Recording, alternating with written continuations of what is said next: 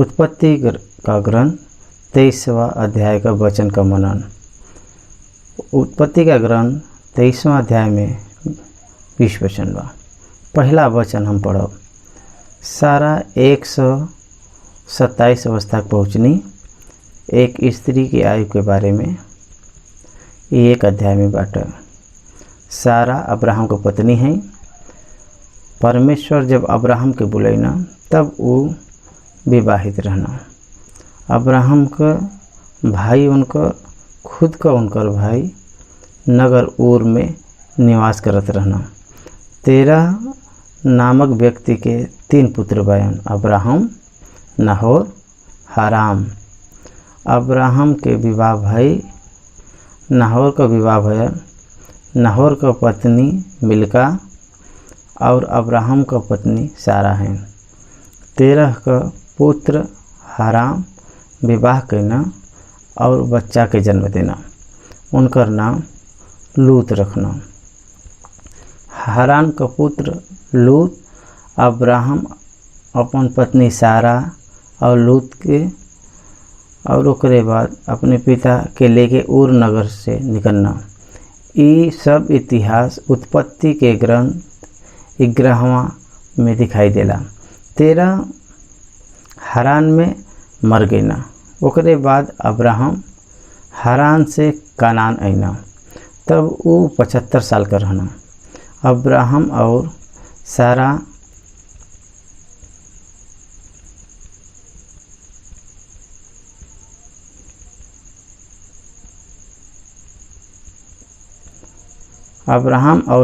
का वैवाहिक जीवन जनवा आदर योग्य और बहुत सारा लोगन बदे आदर योग्य बाटे। इब्रानियों का पत्री 11वां अध्याय में विश्वासी योद्धा के बारे में बतावत समय ई पत्नी और पति के बारे में अच्छा से लिखल गल बा।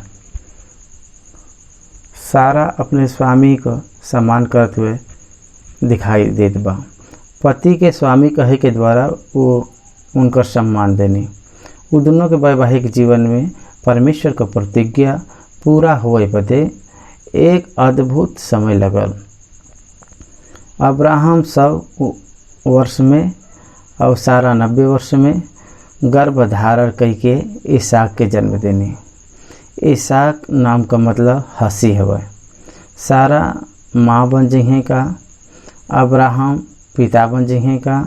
ये प्रकार से उनके हंसी को परमेश्वर देखना। ये बात को उत्पत्ति ग्रंथ 18वां अध्याय गवाही देला। भाई और बहन लोग, जब अब्राहम से इसहाक का बलि मांगल गया तब अब्राहम बेरशेबा में रहना।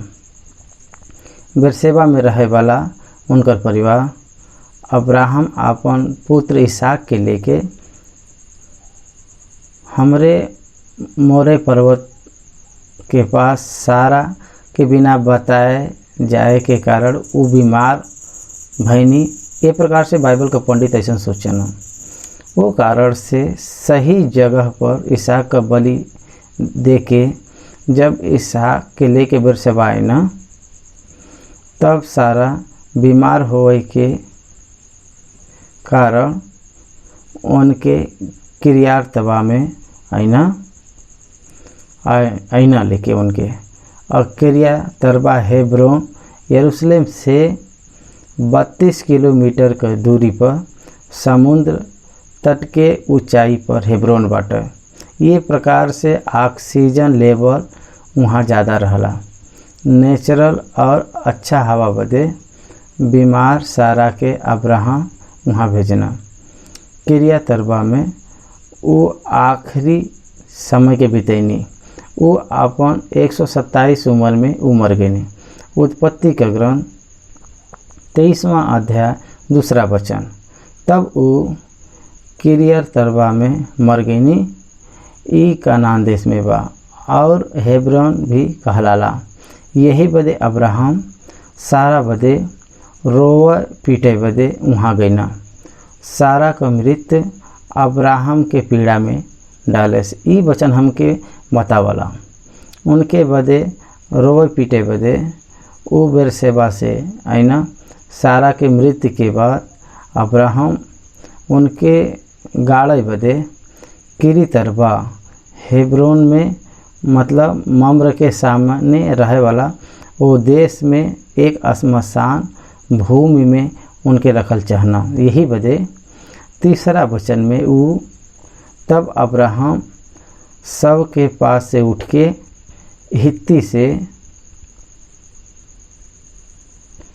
चौथा वचन में हम तहरे बीच अतिथि और परदेसी है, हमके अपने मध्य में कब्र स्थान बदे ऐसन भूमि द जवन हमरे निज के हो जाए कि हम अपने मृतक के वहाँ हम अपने आँख का ओट करी।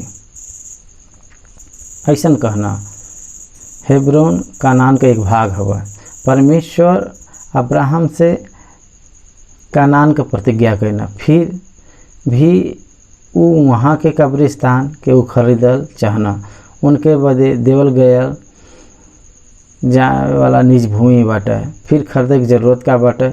एक प्रकार से ऐसा वो नहीं सोचना, अब वो उनके बस में वो नहीं रहल। यही बदे वो खरीदल चाहत न। अब्राहम को तौर तरीका के आप ये अध्याय में ध्यान देवे से एक विश्वासी आर्थिक व्यवहार के लेके कितना स्पष्ट रहे के चाहे ये सीख सकल। हित्ती का पुत्र उप प्रदेश में अच्छा संस्कार के रहे वाला के समान दिखाई देना। हेब्रोन का तेलुगु में मतलब होला संगीत होला। अरबिक भाषा में उलकालील ई शब्द के हेब्रोन बदे उपयोग करल जाला, मतलब एक फ्रेंड मित्र। अब्राहम के प्रति ओ नगर के वासी लोग मित्रता के व्यवहार से दिखैना।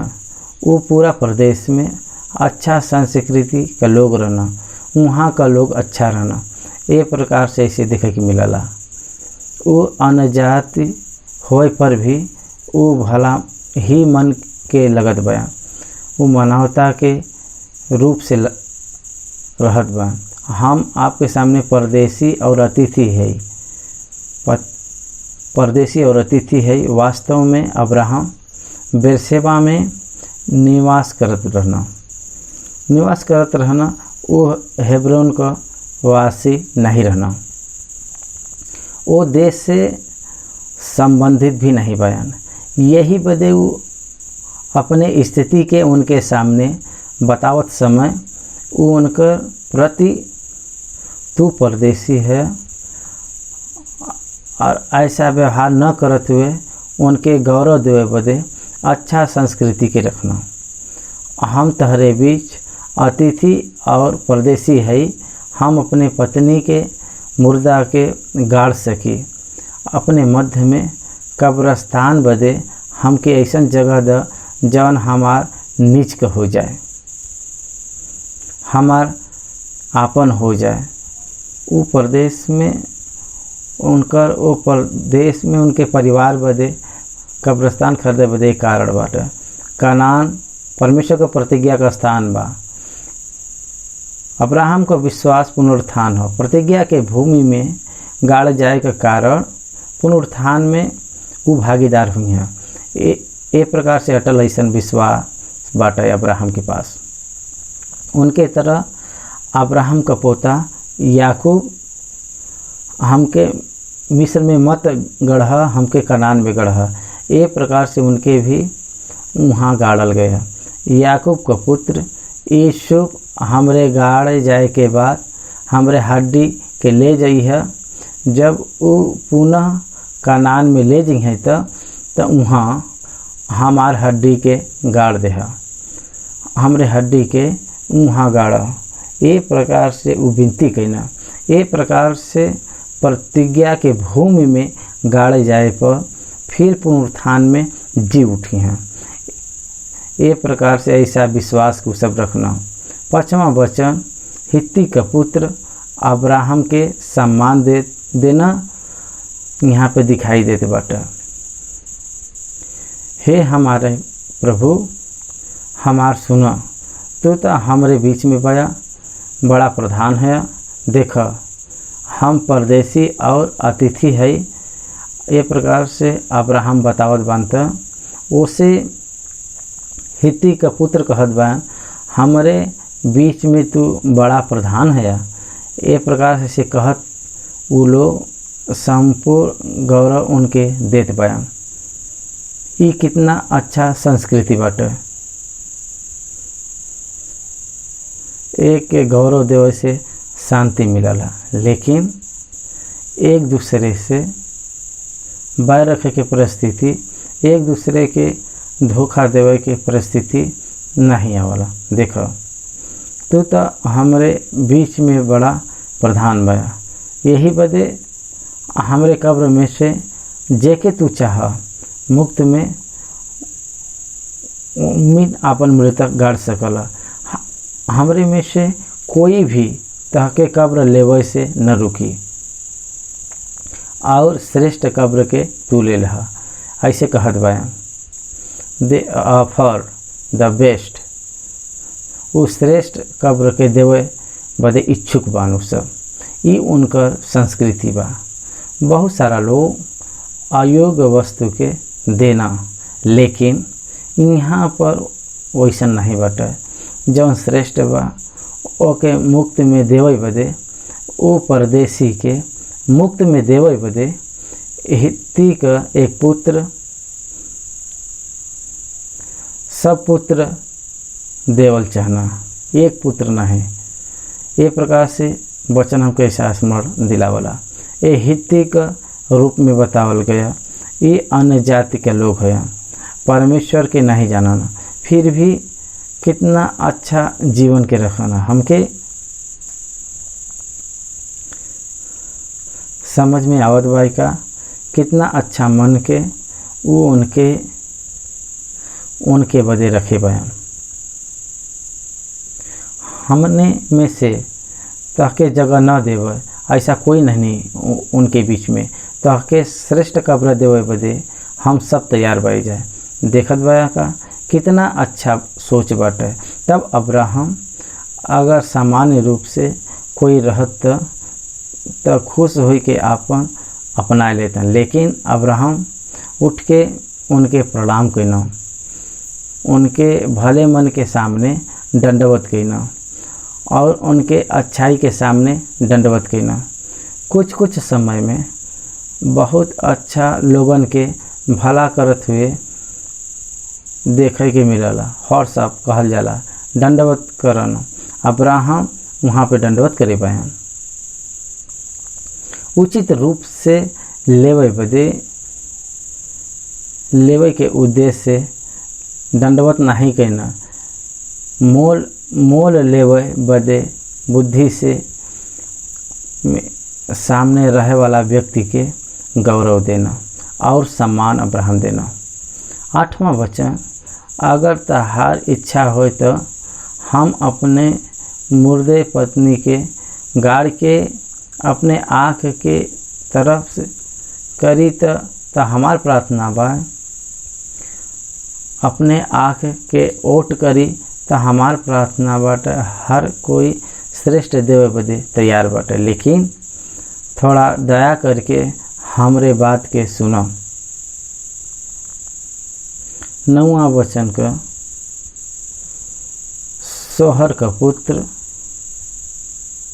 एप्रोन से हमरे बदे विनती कर के उ आपन मकपेला वाला गुफा जन उनकर भूमि का सीमा पर बाटे ओकर पूरा दाम लेके हमके दे दें कि वो तहरे बीच कब्रस्तान बदे हमार निज भूमि हो जाए।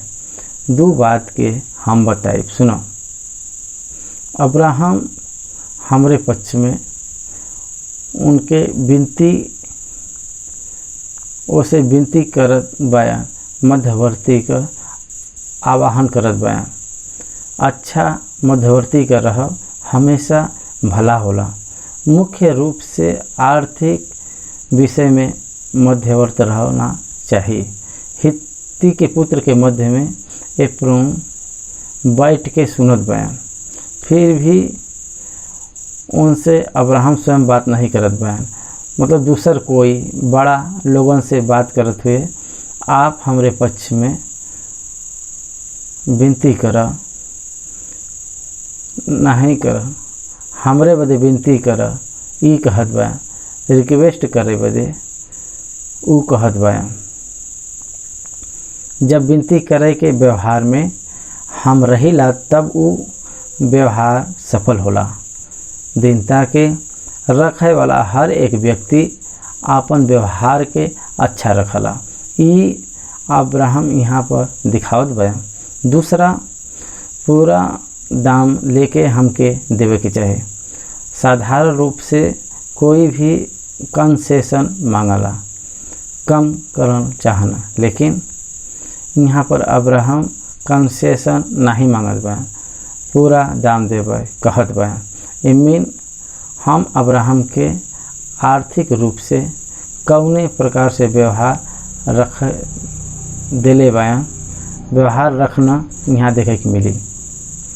कभी भी मसीह कीमती वस्तु के कम दाम में खरीदे बदे आशा के नहीं रखना, पूरा दाम देवे के आशा के रखना। वैसे ही वही खरा व्यक्ति होला। अब्राहम से ओ देश के लोग मुक्त में कोई भी भूमि के देवे बदे उ कहना, लेकिन अब्राहम पूरा मोल दे के खरीदना। अब्राहम मुक्त में ले पसंद नहीं करना। सोहर के पुत्र एप्रोन से उ पूरा दाम में खरीदलन चाहना। 10वां वचन, एप्रोन तो हित्ती के बीच वहाँ बैठल रहना, जितना हित्ती उनके नगर के फाटक से होई के भीतर होई के जात रहना, उ सबके सामने उ अब्राहम के उत्तर देना।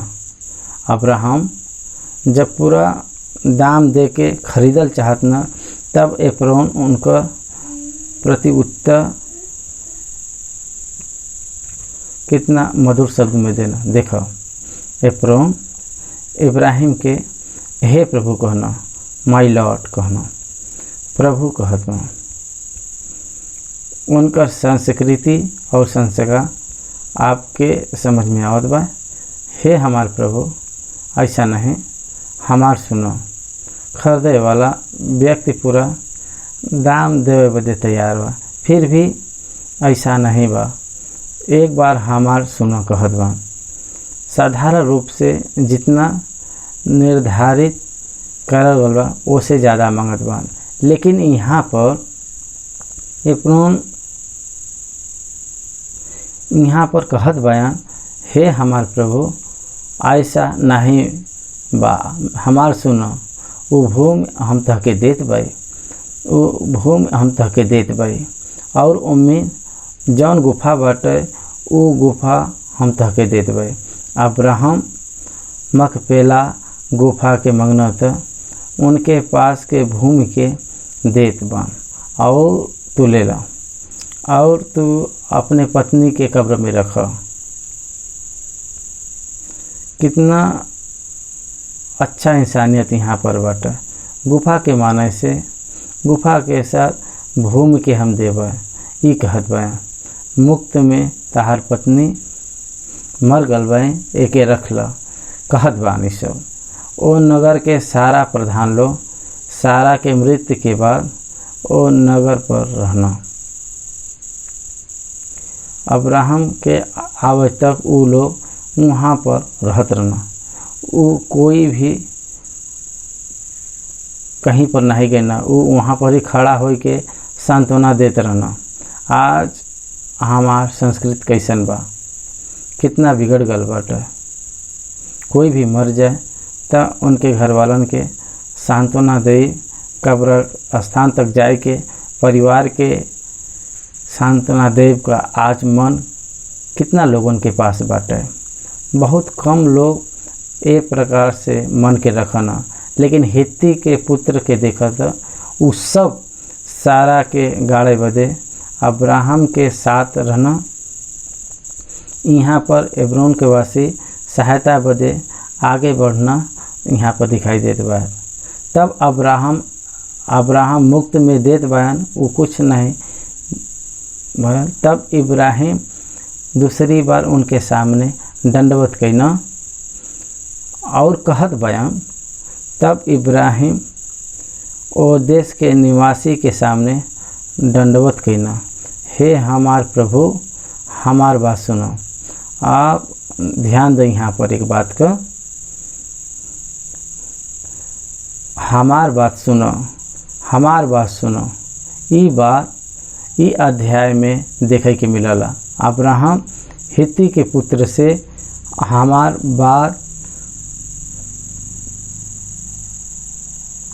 बात सुनो कहत बान।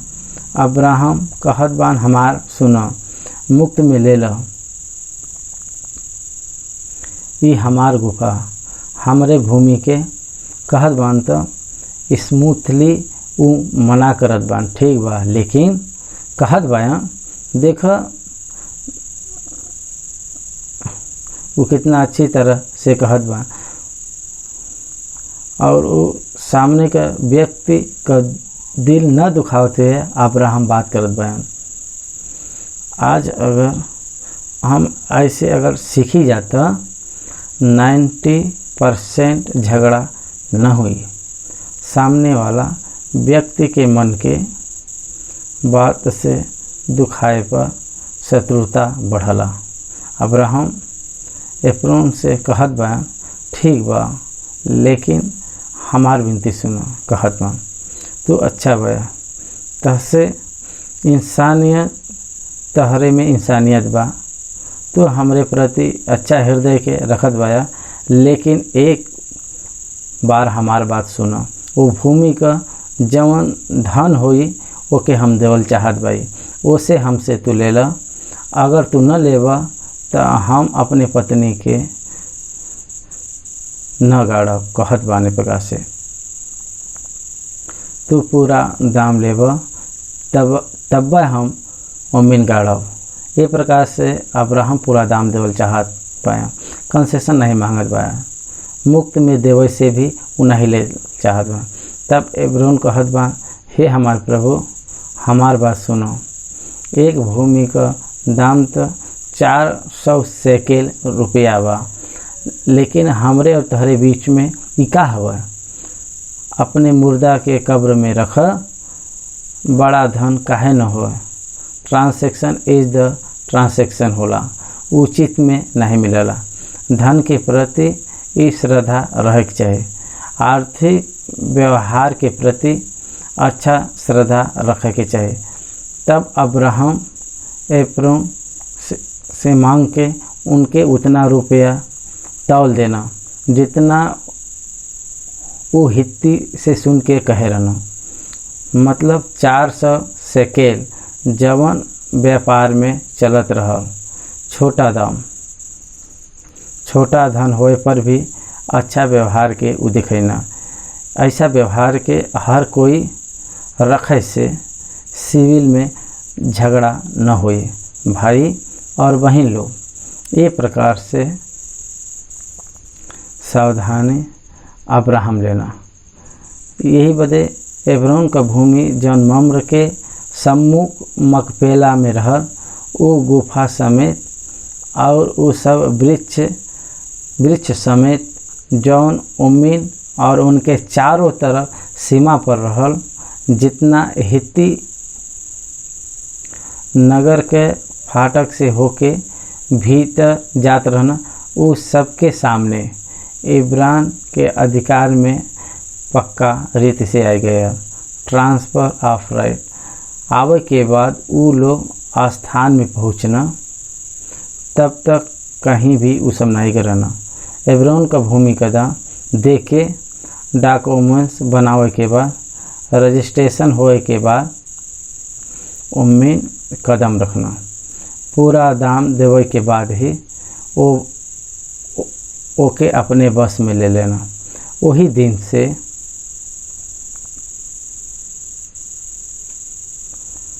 ओ भूमि का फल, पेड़, भूमि का पेड़ अब्राहम को हो गया। अब ध्यान दें, जब अब्राहम 175 वर्ष में मर गए ना, तब ये संपत्ति के अलावा कोई भी संपत्ति के अपने पास नहीं रखे रहना। ये उनकर मूल लेवल गल कब्र में सारा के और खुद के गाड़ल चना, लेकिन उचित रीति से कोई हमार जिम्मेदारी उठावे एक प्रकार से अब्राहम नहीं सोचे रहना। उनके पत्नी के प्रति उनके कर्तव्य के पूरा करे बदे वो आगे बढ़त बा। हमके और आपके भी हमरे कर्तव्य के पूरा करे के चाहिए। एक प्रकार से हम आपसे विनती करत बाई। और भूमि गुफा समय जौन उम्मीद रहल हित्ती का और कब्रस्तान बदे इब्रानी के अधिकार में, अब्राहम के अधिकार में पक्की रीति से आ गया। आज भी बहुत सारा देश के लोग यहाँ पर अब्राहम, सारा, इसहाक, रिबका, याकूब, लिया के कब्र देखे के यहाँ पे लोग आवना। ये कब्र हमरे सामने देखत हुए सजीव गवाह के तरह रह के तब के लोगन के खरे चाल चलन के बारे में हमके बतावला। ये पाठ में हम में से ये पाठ से हम ई सीख सकीला जाके आर्थिक रूप से कैसे व्यवहार के रखे के चाहिए। मुफ्त में न लेवत हुए पूरा दाम दे के हमरे जीवन का निर्वाहन करे के चाहिए। एक प्रकार से हमके ऐसा सीखे के चाहिए और एक प्रकार से हमके ऐसा सीखे के चाहिए। जब वो भूमि पूरी तरह इब्राहिम को भयल तब सारा के वहाँ उगड़ना।